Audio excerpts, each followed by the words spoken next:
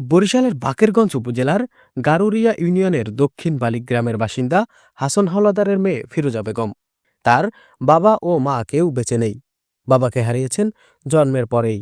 তার মৃত্যুর পর সংসারের হাল ধরেন ফিরোজা বেগমের বড় ভাই সালাম হাওলাদার। অভাবের সংসারে ভাগ্যের চাকা ঘোরাতে ফিরোজা বেগম ২০০০ সালে ঢাকায় পাড়ি জমান। তিনি ঢাকায় একটি গার্মেন্টসে চাকরি নেন। পারিবারিকভাবেই ফিরোজা বেগমের ১৬ বছর পূর্বে বিয়ে হয়েছিল বাবুগঞ্জ উপজেলার আলতাফ হোসেনের সাথে। স্বামী সংসারেও ফিরোজা বেগমের ওপর চলে অমানসিক নির্যাতন। অভাব আর অনটনের কারণে ফিরোজা বেগমের দ্বিতীয়বারের মতো ঢাকায় পাড়ি জমাতে হয়। ৬ বছর আগে ফিরোজা বেগম ঈদের ছুটি শেষে ঢাকায় ফেরার পথে সড়ক দুর্ঘটনার কবলে পড়েন। যাত্রীবাহী বাস তুরাগ তাকে চাপা দেয়। ফিরোজা বেগমের পায়ের উপর দিয়ে গাড়ির চাকা উঠে যায়। পরবর্তীতে দীর্ঘদিন তিনি ঢাকার পঙ্গু হাসপাতালে চিকিৎসা নিয়ে বরিশালের বাকেরগঞ্জের বাবার বাড়িতে আশ্রয় নেন। ফিরোজা বেগম পঙ্গু হওয়ার পর স্বামী আর তার কোনো খোঁজ খবর রাখেননি। কয়েক বছর আগে তার স্বামীও মৃত্যুবরণ করেছেন। অসহায় ফিরোজা বেগম তার বাবার বাড়িতে একটি ঝুপড়ির ঘরের মধ্যে মানবেতর জীবনযাপন করছেন। বর্তমানে ফিরোজা বেগমের সংসার চলছে ভিক্ষা করে। তার ১৫ বছর বয়সের ছেলে ফেরদৌস ঢাকার একটি হোটেলের কর্মচারী হিসেবে কাজ করছেন। অসহায় ফিরোজা বেগম জানিয়েছেন, ঢাকা চাকরি করছিলাম গার্মেন্টসে।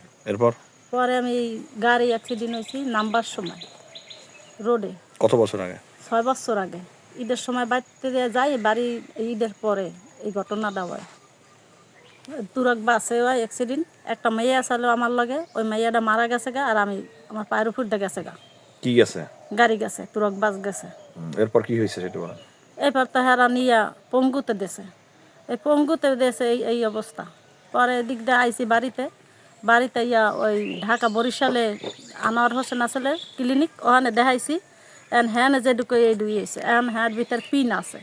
মানে পিনটা বাইর করতে পারি না, কিছু না, এই ভিতরে পাও দিয়ে পানি ঝরতে আছে। এখন আমার এই পাউডার যদি চিকিৎসাটা চলতে, তাহলে আমি একটু হাঁটতে পারতাম। চিকিৎসার লগে আমি ভুগতে আছি, ওষুধ চলতেছে না, আমি ডাক্তার দেখাইতে পারতাছি না। আমার দর্শকে যেমনি দেয়, দর্শকে হাত পাতে হেরা দেয়, হেরা হে দিয়েই আমি চলি। এই দিয়ে আমি ডাক্তার কেমনে দেখাম, ওষুধ আমি চালাইতে পারতাছি না। স্বামী, আমার মা বাবা, আমি একটা অনেক দুঃখিনী। আমার মা বাবা কিছু নাই, আমার স্বামী নাই, আমার বাচ্চা নাই, একটা শিশু।